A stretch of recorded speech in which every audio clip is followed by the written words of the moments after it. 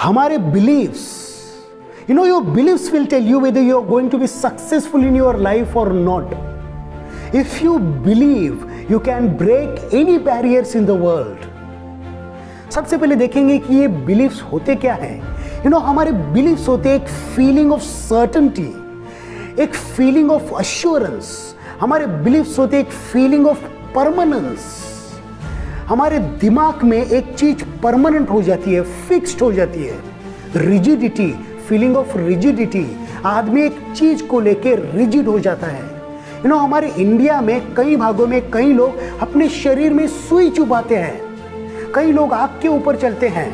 हम बोलते हैं कि ये क्या टॉर्चर है, लेकिन उनके लिए वो उनका बिलीफ है, उनके भगवान उससे खुश हो जाएंगे।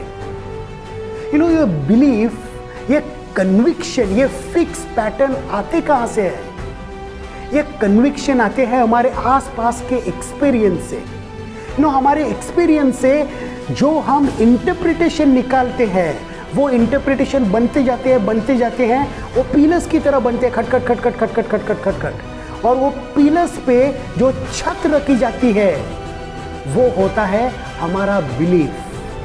बहुत लोगों की समस्या ये है कि उन्होंने अपने बारे में गलत इंटरप्रिटेशंस निकाल के, गलत रेफरेंसेस इकट्ठा करके गलत बिलीफ्स बनाए हैं। मैं मैथ्स में फेल हो गया, इसलिए इंटरप्रिटेशन निकाला कि मैथ्स मेरे बस की बात है ही नहीं। मैं इंग्लिश में फेल हो गया तो मैंने इंटरप्रिटेशन निकाला कि इंग्लिश मुझसे हो ही नहीं सकता।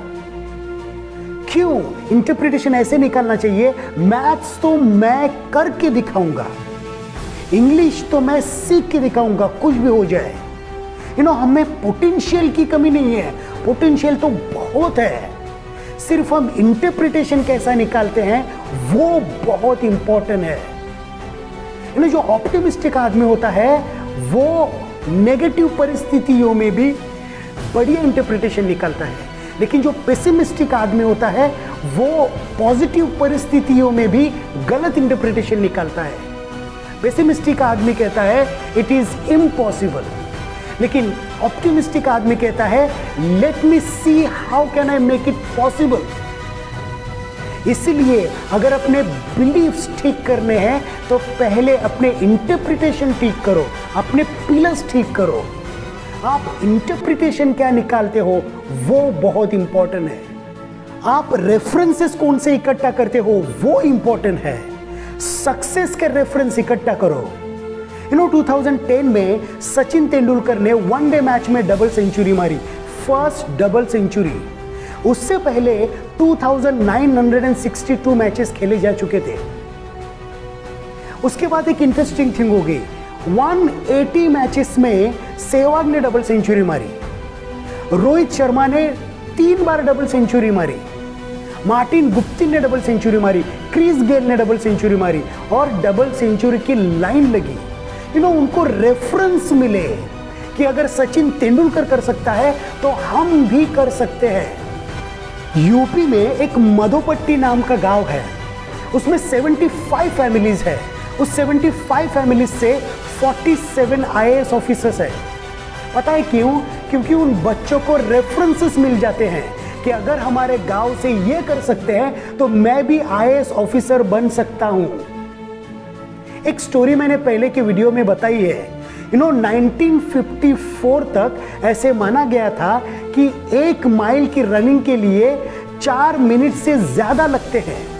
4 मिनट के अंदर इम्पॉसिबल है, हमारे मसल्स की कैपेसिटी उतनी है ही नहीं। रॉजर बैनिस्टर 1954 में 1 माइल की रनिंग उसने 3 मिनट 59.4 सेकेंड्स में कंप्लीट की और उसके बाद आश्चर्य हुआ, उसी साल में 27 लोगों ने वो रिकॉर्ड तोड़ दिया। उसके नेक्स्ट ईयर में 215 लोगों ने वो रिकॉर्ड तोड़ दिया। आज तक 20,000 लोगों ने ये रिकॉर्ड तोड़ दिया।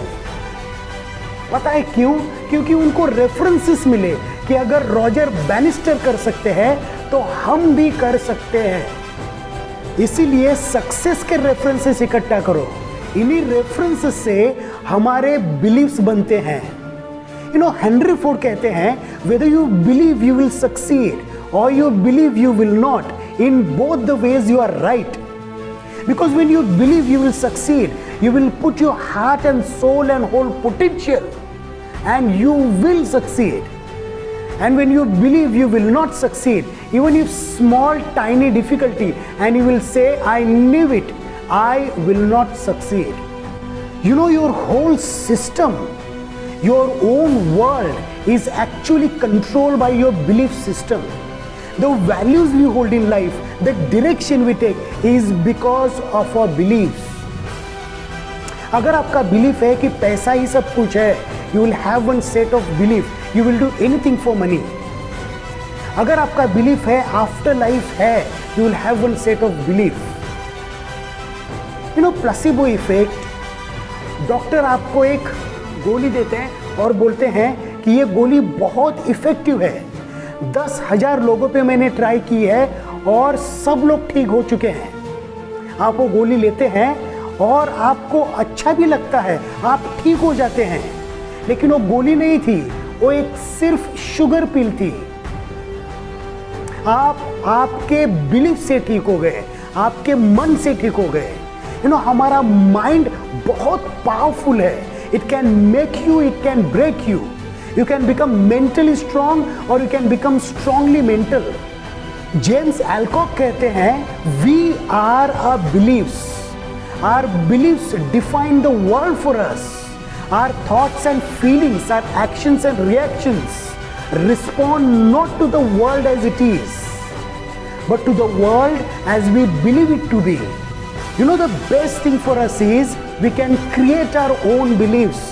We can choose our beliefs. We can control and change our beliefs. इसीलिए अपने beliefs को अपडेट करो, अपग्रेड करो, जैसे अपने फोन को अपडेट करते हैं. Ask questions, सवाल पूछो, अपनी सोच को चेंज करो, अपने beliefs को चेंज करो. You know, what we are today is because of our beliefs, and what we will become tomorrow will be because of our beliefs. So create new beliefs and you will create a new life, new world for you. Thank you. God bless you. Kindly share this message.